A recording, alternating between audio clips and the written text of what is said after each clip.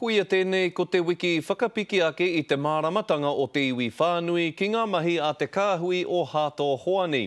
Arā ki tērā o ngā rōpū whakarauora tāngata.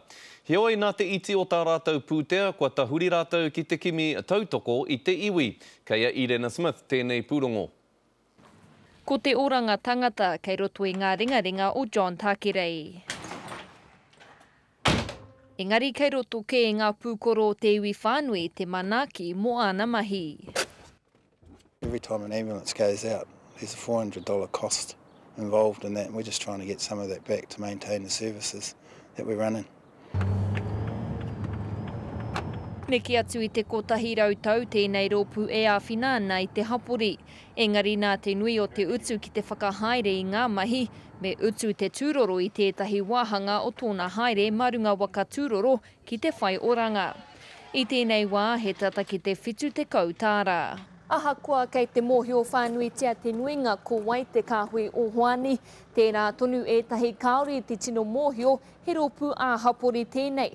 Nō reira he utu kei roto. If you need us, we want to come. And that's what it's about. It's not whether you can afford to pay for us to come or anything else. Koinei tētahi o ngā mihini whakaora tangata, tata ki te whā te kaumano tāra te utu. These things are lifesavers. Ambulance service, what's the exact address of the emergency?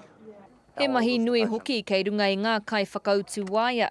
Hei tā James Ihimaera, ahakoa he māma te tirohanga, ara noa ngā taumahatanga. Any day or night of the week can be busy. Stress levels can be quite high, especially with some of our call takers having to keep answering 111 call after 111 call. He tangata whai wāhi nui ki te oranga o te hapori.